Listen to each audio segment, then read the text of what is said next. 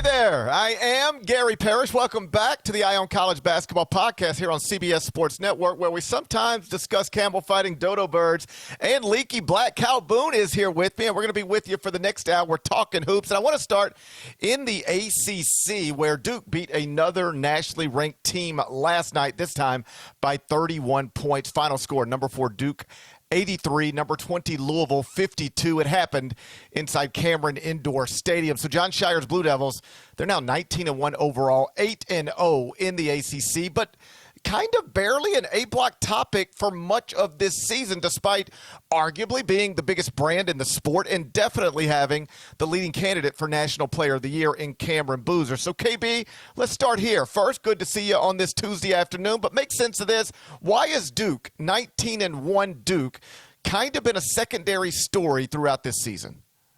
Glad to see this fine afternoon. That's a great question. And I think it's probably GP in part because there are a few, at least, weaknesses or weak links from where I see it. Obviously, Cam Boozer has been fantastic. He is, as you mentioned, the front runner to win National Player of the Year. Another fantastic night, productive on both ends in the win over Louisville last night. I think it's probably what it boils down to, GP, is the point guards. And you look at the numbers so far this season, Duke's point guards are mostly replacement level from a statistical standpoint. Look at Caleb Foster. He is 1.6 points better. Duke is with him on the floor versus off it.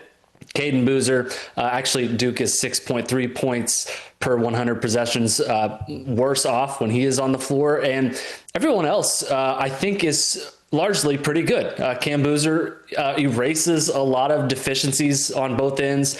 Duke has a ton of length. They have a ton of athleticism. As we saw last night, they can defend at a really high level. But I think it boils down to the point guard position, GP. That's not something that they can solve overnight.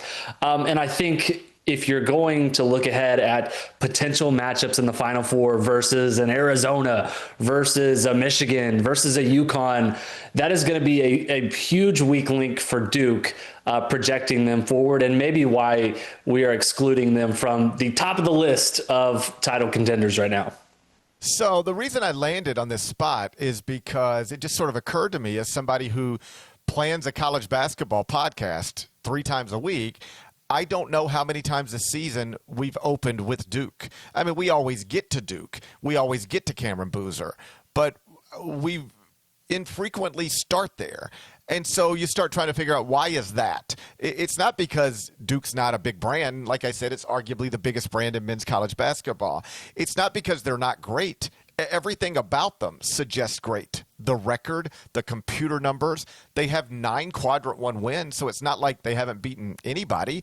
They've got 9 Quadrant 1 wins. Quite literally, nobody in the country has more than that. So I think if you're looking for the answer to that question, why has Duke kind of been overlooked in this season, where Duke is a big brand, great, and in possession of the leading candidate for National Player of the Year? I think it's probably this, what I'm about to tell you. They haven't beaten a ranked team since December 6th, other than Louisville.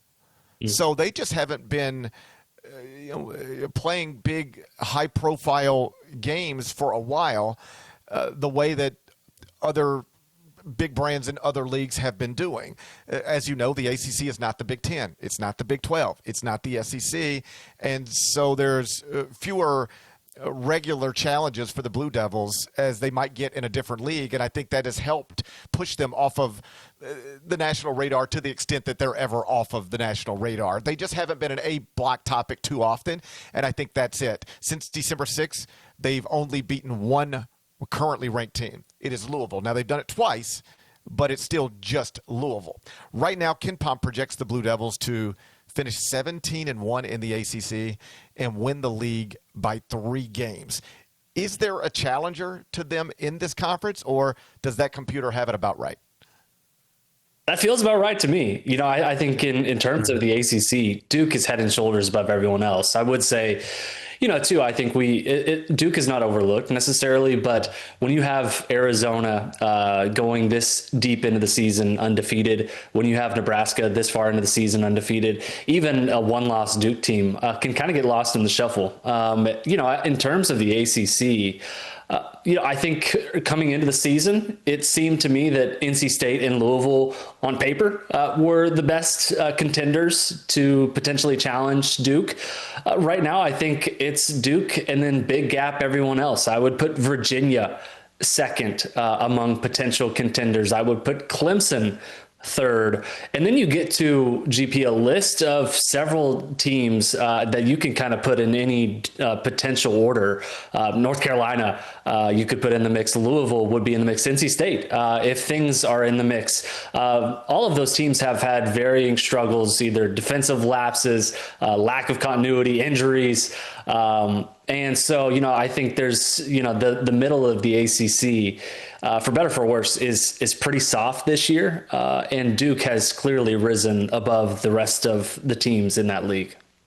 The ACC has been down for a few years. Some of this is just obvious stuff, like Louisville was down under Kenny Payne.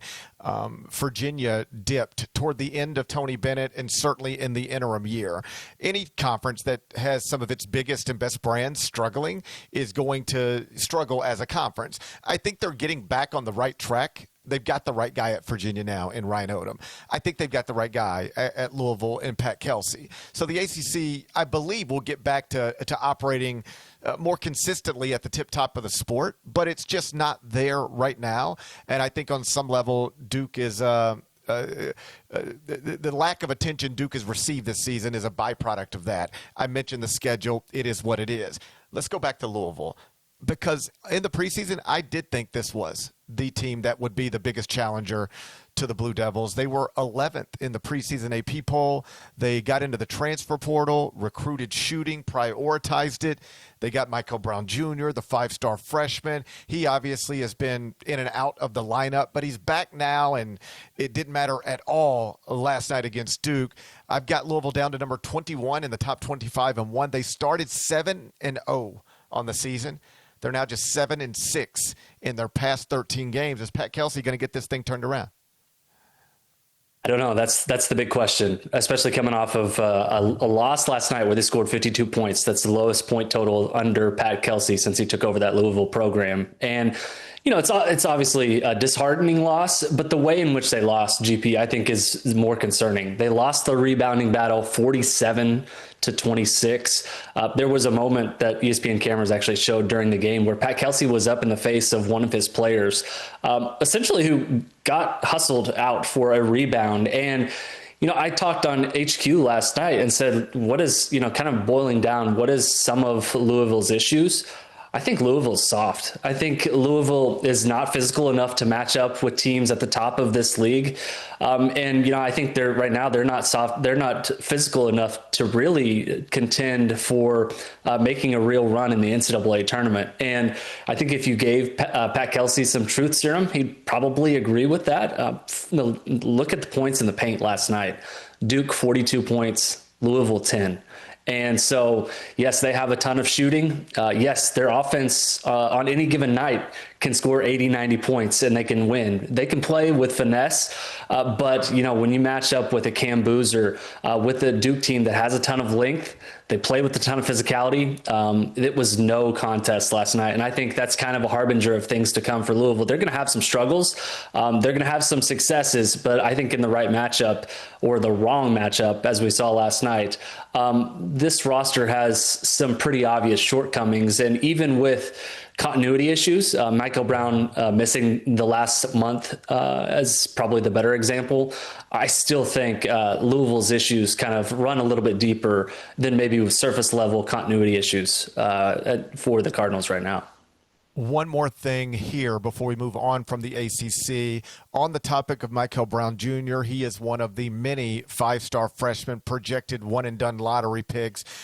Does the injury stuff play any role in his evaluation? And if we were picking a draft tonight, where do you think he lands? Well, I love Michael Brown Jr. I think he's still pretty much in the same mix of where he was when we started the season. Just to be honest, I think he is, for me, a top 7 player in this class, and this class has actually proven to be maybe a little bit better than most people expected.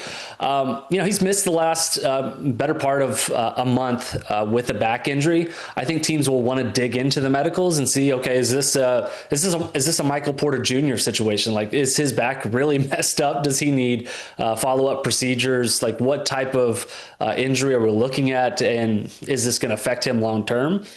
But bigger picture, like Michael Brown Jr., great shooter, someone who can orchestrate an offense, checks a ton of like positional size, smart, heady type of player.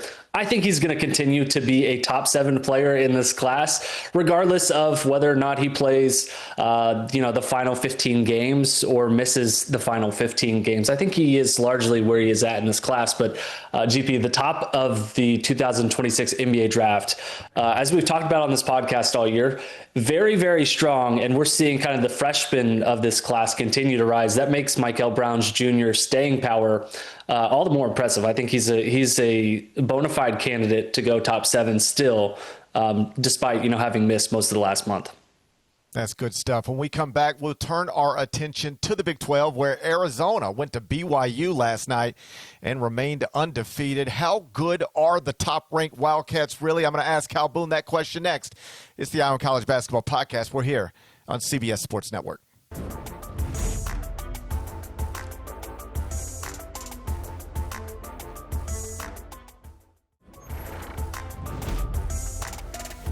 Welcome back to the Eye on College Basketball Podcast. We're here on CBS Sports Network. Let's turn our attention to the Big 12, where the number 1 team in the sport resides. Last night, they got a big road win. Number 1, Arizona, 86. Number 13, BYU, 83. That was the final score inside the Marriott Center. Tommy Lloyd's Wildcats remain undefeated, led by 19. They won it by 3. Kyle Boone, Arizona is obviously the top-ranked team in the country, deservedly so. One of only 3 undefeateds, and of the undefeateds, they've clearly got the best resume. Is Arizona also the best team in the country right now? How would you answer that? Well, if you watch the first half, GP, Arizona versus BYU, Arizona was clearly the best team in college basketball. If you watch the second half, or the second half of the second half, where they nearly completely imploded and gave up a 19-point lead, I think the answer is somewhere in between. I don't think Arizona's the best team in college basketball. I will say that. I think if I had to choose, I think Houston's the best team in college basketball. Arizona, certainly the resume is fantastic. What they have accomplished so far, remaining undefeated, especially perfect in Big 12 play, 8-0 in Big 12 play so far. Very, very impressive. But I do think, they are potentially beatable. And I think if you put Houston and Arizona on a neutral floor right now, what's the line, GP? Houston favored by 1.5, something like that? I think Houston's the better team. I'm not sure what the line would be. I'll let other people speak to that. But I can tell you, for the first time this season, Arizona has moved to number 1 in some of the computers. Arizona is now number 1 at KenPom. Arizona has moved to number 1 in the net. And so the reason I asked you the question the way I asked it is because I anticipated getting an answer like the one you gave me, because I really do think at different parts of the season, even though Arizona opened with a impressive victory over the reigning national champs, Florida, a preseason top 5 team. So that's how it started. Like, they didn't limp into this thing. They opened the season with a victory over the reigning champs, a preseason top 5 team. And they've had a 0 in the loss column the entire time. But I don't think there's really been any point in this season where I could ask you or Matt Norlander or any of our colleagues, many of our colleagues, who's the best team in the country? I'm not asking you to rank resumes. I'm not asking you to put a bracket together. Just best team in the country. Who? Yeah. You would have got some Michigan answers. You would have got, some Houston answers. I think you would have got some Purdue answers. Maybe somebody would spit out a Duke. But I don't know how many times you would have heard Arizona, because even though they are now 21-0, with 9 quadrant 1 wins, you could kind of nitpick the details a little bit. Like, they beat Florida in the season opener, and that seemed great, but how good is Florida? Florida started 5-4 on the season. And then, they got wins over Auburn and Alabama, but, both of those teams have been all over the place this season. They went to UConn and won, but, UConn was missing 2 starters, shorthanded. So impressive, sure, but, They were missing 2 starters, shorthanded. Got a win over UCLA. That's nice. Preseason top 10 team, but UCLA has been maybe the most disappointing team in the country among preseason ranked teams, at least. So, yeah, 20-0 heading into last night. That's nice. But, what have they really, really, really done? Now, I don't believe all of that. I'm just framing it for you. But you go to the Marriott Center last night, beat a BYU team that was 17-2 at tip-off, beat a BYU team that is undeniably good and led by a guy who's in the conversation to be the number 1 pick in the draft. I don't think it's time to nitpick anymore if people were still doing it. This team is 21-0, 9 quadrant 1 wins. They have won at BYU. They have won at UConn. They are number 1 in the computers. They have finally moved to number 1 in the betting markets. Perhaps it's never been true before today, but right now on January 27, 2026, there is a lot of data to support that Arizona isn't only one of 3 undefeated teams left in the sport, isn't only the team ranked number 1 in the country. It is actually the team that is supposed to win the 2026 NCAA tournament. No, I think that's a good case. And GP, I think it probably speaks to the strength of the top of college basketball writ large, right? Like Arizona, from a resume standpoint, from a computer standpoint, I think I would make a case that Houston's maybe the better team, but certainly Arizona's worthy. If I was submitting an AP ballot, Arizona would be number 1. But the top of college basketball is so strong. Like there was a stint where Michigan looked like the number 1 team. There was maybe a 2-week stint where I was banging the drum for Gonzaga, which still looks like clearly a top 5 team to me. UConn, only 1 loss on the season, and that was to Arizona by 2 points. They look like they belong. And so, there's a lot of teams at the top of college basketball. I think you could make a case 7, 8, maybe 9 teams could reasonably all be ranked somewhere in the 2 through 5 range. That is not always the case. And I do think for as good as Arizona has been, and they've been awesome, I don't know that they've necessarily elevated themselves or looked so much better than the rest of the contenders at the top of college basketball. Yeah, I don't disagree with any of that. And just to make it clear, obviously Arizona should be ranked number 1 in any human ranking right now. That's where they are in my top 25 and 1. But if you period new paragraph, okay, GP, but who do you pick to win the national championship? I, like you, think I would take Houston. And Houston happens to play in the same league as Arizona, which is a reminder that in this particular season, obviously I can't guarantee this will happen, but something like this could happen. You see the Big 12 standings right there. Arizona, Houston, BYU, Iowa State, Texas Tech. Theoretically, any of those teams could end up in the Final Four, win the national championship. So just like last season in the SEC, Auburn won the regular season conference championship. Then Florida won the NCAA tournament. Like Todd Golden, as of this moment, has a national championship but 0 conference championships on his Wikipedia page. And something like that could happen in the Big 12 this season. What I mean specifically is this. The team that finishes 4th in the Big 12 could win 6 games in the NCAA tournament and win the national championship. You don't disagree with that, do you? The 4th place team in the Big 12, whoever that is, could ultimately win the whole thing by the time we get to the big bracket. No, I think that's absolutely true. That speaks to the top of college basketball and specifically to the top of the Big 12. I mean, you have Houston, Arizona, Kansas. I think if healthy and has continuity, could make a run. And, Kansas could end up finishing 5th or 6th in the Big 12. The Big 12 is very, very top heavy, but the top is very, very strong. It would not surprise me at all to see Houston, which, by the way, has won back-to-back Big 12 championships since joining the league, maybe losing the Big 12, but winning the national championship. I think that is very, very much in play this season.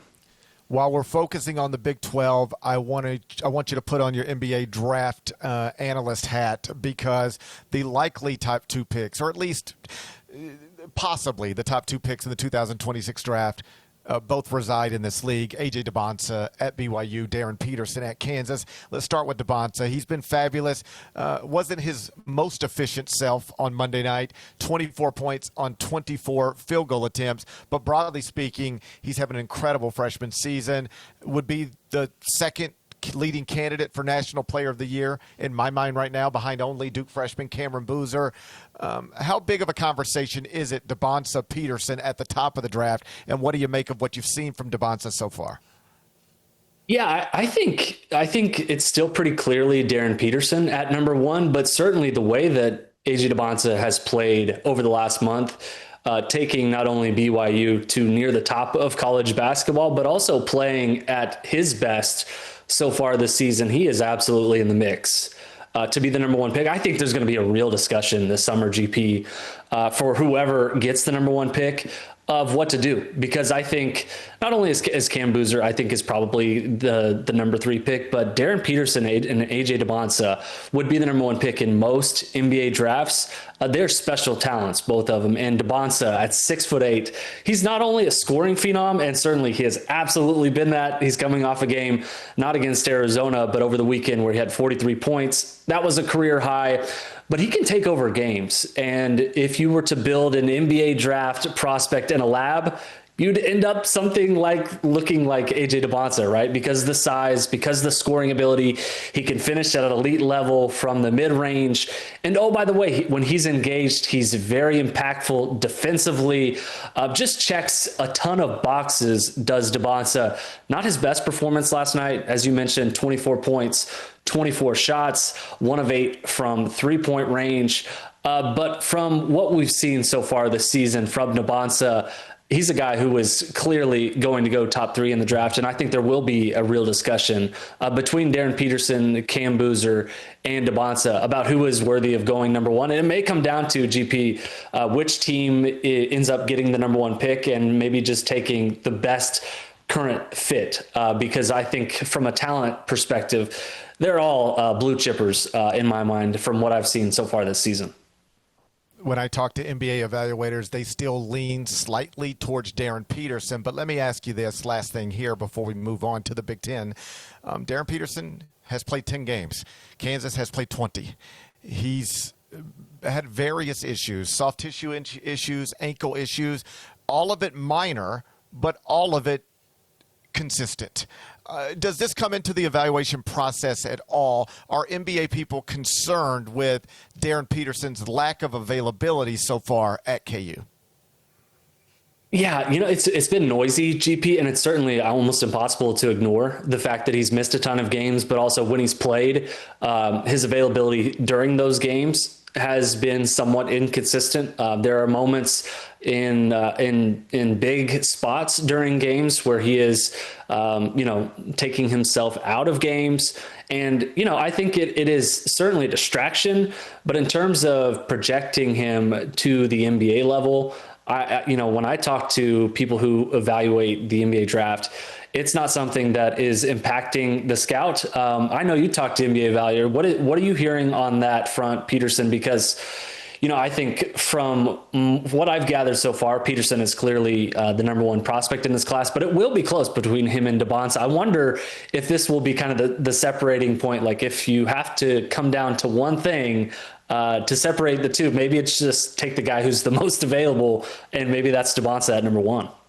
The thing I hear most regularly is that it won't come down to just one thing between them two, that in most people's eyes it's going to be a pretty clear evaluation, Peterson over DeBonsa. You and I can disagree with it or debate it, but in NBA people's minds, it feels like it's going to be a pretty clear evaluation, Peterson over DeBonsa, Peterson over everybody. And I had one executive say this to me within recent weeks.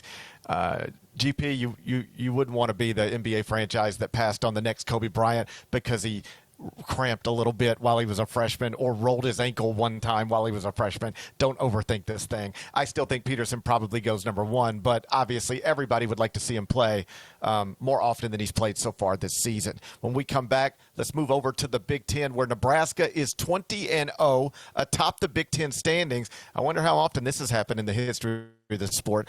But a double-digit underdog tonight. Power Conference undefeated team on January 27th. A double-digit underdog. Very rare thing. We'll dive into that next. It's the Eye on College Basketball Podcast. We're here on CBS Sports Network.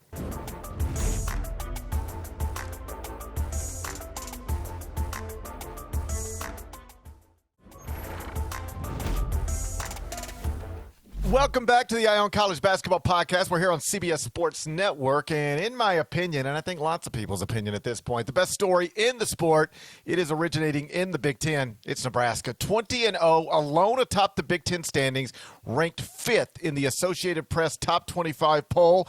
Everything I just said is a fact. So is this double-digit underdog at Michigan. The undefeated season, it has lasted this long, longer than anybody anticipated. If it gets to 21-0, and now we on to something special. KB, what do you make of what we're watching out of Lincoln this season? It's so impressive what Fred Hoiberg has built with the Cornhuskers. I mean, we're talking about a team, GP, that was nowhere near the radar coming into the season, picked 13th in the Big Ten coming into the year. I mean, my goodness, what they've done is very impressive. And to go undefeated through 20 games is a total shocker. If you told anyone a Big Ten team was going to go 20-0 to start the season, your guess would have almost certainly been Purdue, right? Purdue's underwhelmed maybe a little bit, but I think the story is obviously in the Big Ten. It's Nebraska. Their offense humming at elite level. Price Sanford playing at an elite level. And, this offense is just fun to watch. They have a system that seems to perfectly fit their players and their personnel. They've done a nice job of developing players from within. And yes, they're going to be a double-digit underdog tonight versus Michigan, which does seem weird. But the story of what they've done and accomplished so far to this point, I think clearly one of the better and more surprising stories in all of college basketball. Wonderful story, obviously surprising. But I will say, I went to Big Ten Media Day and sat down with Fred Hoiberg there, and he certainly wasn't predicting going 21 or starting 20-0 or in late January sitting alone atop the Big Ten standings. None of that. But if you remember, he's had an NCAA tournament team there. It was 2 seasons ago, and Reek Mast was on that team, but he wasn't available last season because of an injury. Jamarcus Lawrence was on that team, but he transferred out of the program last season. He's now a boomerang transfer back in the program. So they did enroll, in addition to other pieces, some people back into the program that had been impactful and played a role in successful stuff a couple of seasons ago. And now here we are. I don't know where it goes from here, but obviously this is the one power conference program in the sport that has never won a game in the NCAA tournament. They've been in it, most recently 2 seasons ago, but they've never actually advanced in the NCAA tournament. And so I guess the basic question is this the year they're going to do it? And the answer is almost certainly yes, because they're going to be seeded in a way that makes it hard to lose a first-round game. Now, don't run into a Jack Golke, don't run into a St. Peter's Peacocks, but outside of something like that, where Nebraska is going to be seated, or at least where Nebraska would be seated if we put the tournament bracket out today, sets them up to be a significant favorite in the round of 64. And so it does look like Fred Hoiberg is going to make history and be the first person to ever lead the Cornhuskers men's basketball program to a victory in the NCAA tournament. Don't let me jinx it, but that is probably coming in March, don't you think? Absolutely. Yes, it's absolutely coming. And Nebraska being a good story is only just part of it. It's part of the equation, GP, because, this Nebraska team, obviously it's their best start in program history. They've never been this good to start conference play. But Fred Hoiberg is a fantastic story, right? Like he left the Iowa State program after the 2014-15 season, took a couple years off, took over the Nebraska program in 2019. First 2 seasons, 7 wins, 7 wins. Third season, 10 wins. Fourth season, 16 wins. And it's like, is this guy on the hot seat? Is he going to keep his job? And not only has he retained his job last 3 seasons, 23 wins, go to the NCAA tournament, 21 wins last year. They're going to the NCAA tournament this year. They're probably going to be seeded 2 seed, 3 seed, depending on how they finish. And, I think the turnaround for Fred Hoiberg, not only Nebraska as a program, but Hoiberg in general, I think is a fantastic story. Someone who was kind of forgotten about and has taken this team to heights that they have never reached before. It makes for just a kind of a feel good story all the way around.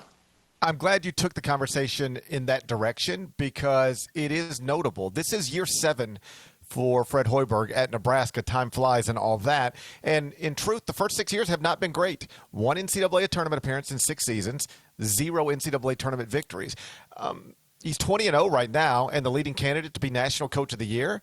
But if he were something like 7-13 right now, he would maybe be the leading candidate to lose his job out of a power conference when this season is over. So, this was an important season for him. And I wonder, let me ask you, do you think there's a lesson there for other athletic directors, for other fan bases? Fred Hoiberg is obviously a gifted basketball coach. He did incredible things at Iowa State and was so good there that he got an NBA job. Fred Hoiberg didn't forget how to coach. Fred Hoiberg didn't get stupid, but he did struggle for much of his first 6 years at Nebraska.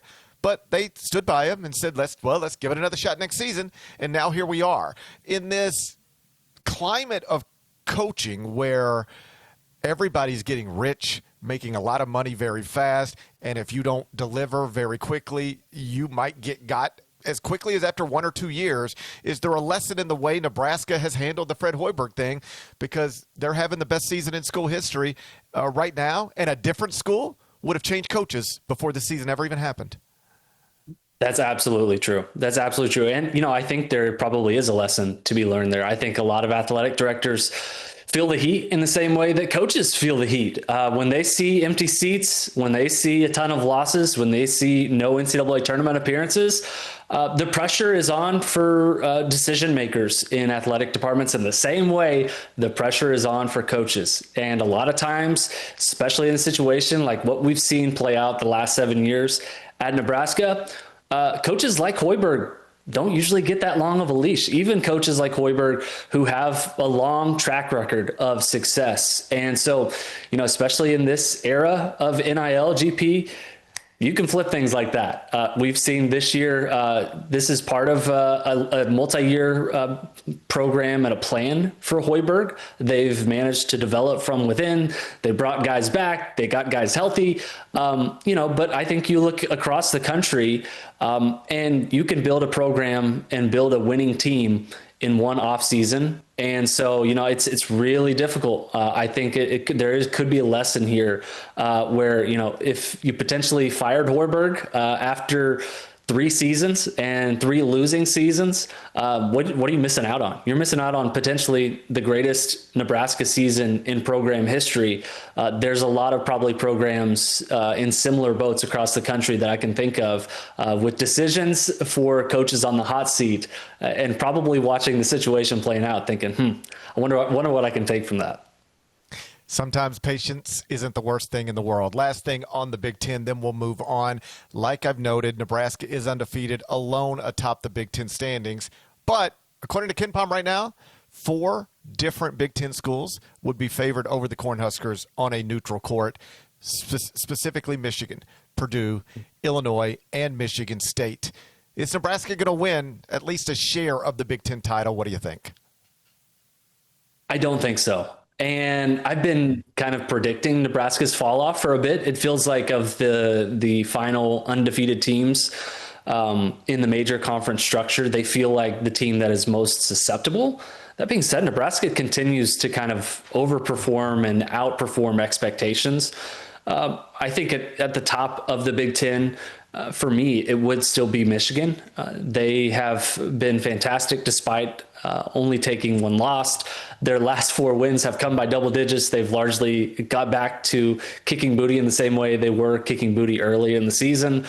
Illinois, the number 1 offense in college basketball. Michigan State, the number 1 defense in college basketball. The top of this league is very strong. Nebraska could very well go on to win at least a share of the Big Ten. And I wouldn't rule it out. But I think right now, I think I would pick Michigan to win the Big Ten. What about you, GP? Yeah, I'm not going to pick against them. I understand they don't rate in some computers the way some of these other Big Ten schools do. Certainly from a roster perspective, it's not the most talented roster in the Big Ten.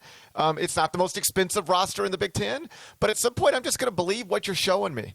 I mean, they won at Illinois, at Ohio State, at Indiana. They beat Michigan State at Pinnacle Bank. And for whatever it's worth, right now, KenPom does have them going 17-3 in the Big Ten and winning the outright regular season conference championship. So, yeah, I'll say Nebraska gets at least of a Big Ten regular season title, cruises into the NCAA tournament, and yes, wins its first game in that event in program history. When we come back, we will turn our attention to the conference that is actually the top-rated league in the country, according to some computers. That's the SEC, top-ranked conference, but unranked Texas A&M is alone atop the league standings. Interesting. We'll try to make sense of that next. It's the Eye on College Basketball Podcast. We are here on CBS Sports Network.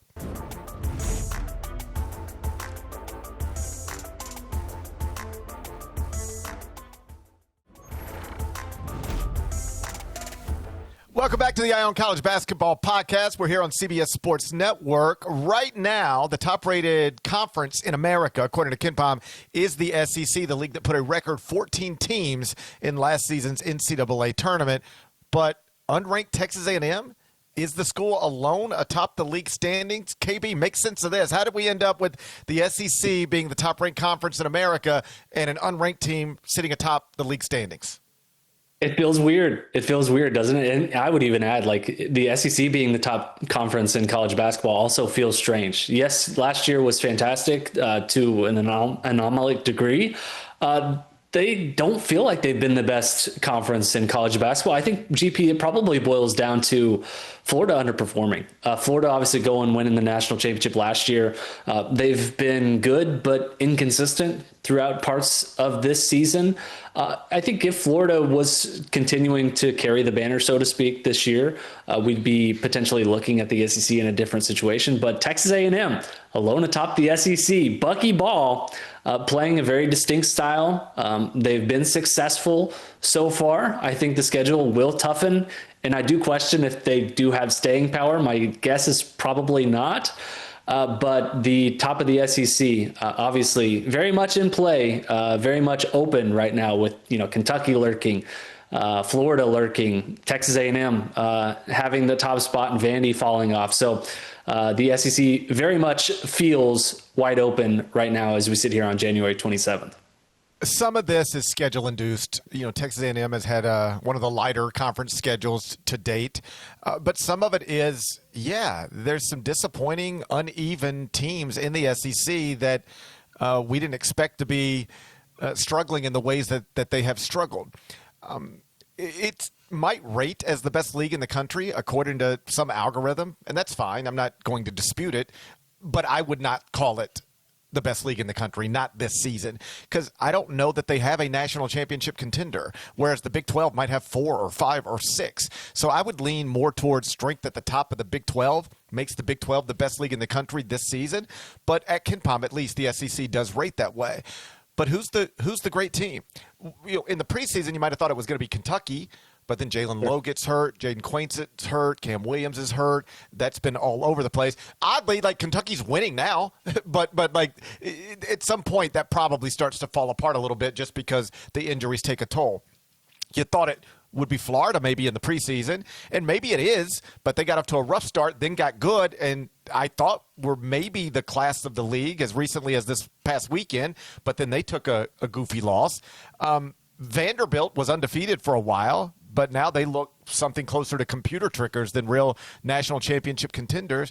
So right now, this is true. The SEC rates number 1 at KenPom as a conference, but there's 0 top 10 KenPom teams in the SEC. The highest rated KenPom team in the SEC right now is Florida at number 11, but it is Florida outside of the top 10. So you push back on this if you want, but SEC, great league, no legitimate national championship contender. If somebody put that in front of you, would you accept it as true?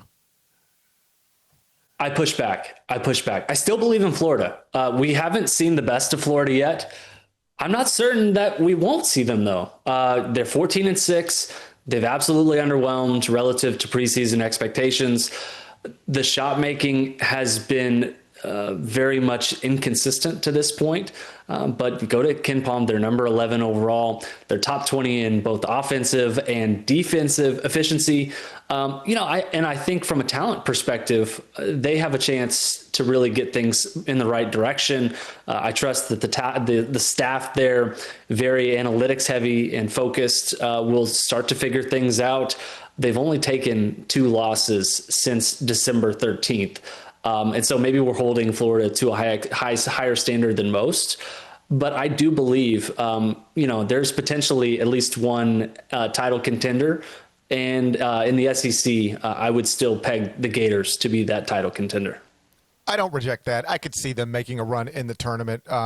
That's probably the best team in the league as of this moment. For what it's worth, KenPom does project the Gators to win the SEC outright by a game. When we come back, one more segment to go. We'll look ahead to some interesting matchups later on this week. You're watching the Eye on College Basketball Podcast. We're here on CBS Sports Network.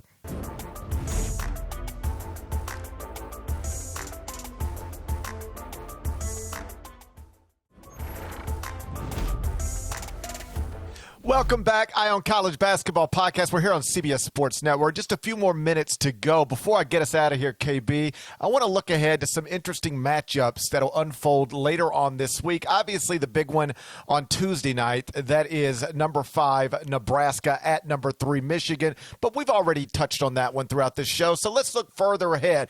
On Friday, Michigan at Michigan State. On Saturday, BYU at Kansas, Kentucky at Arkansas. On Sunday, Alabama at Florida. We're going to get Illinois at Nebraska as well. KB, out of that list of games, what interests you the most?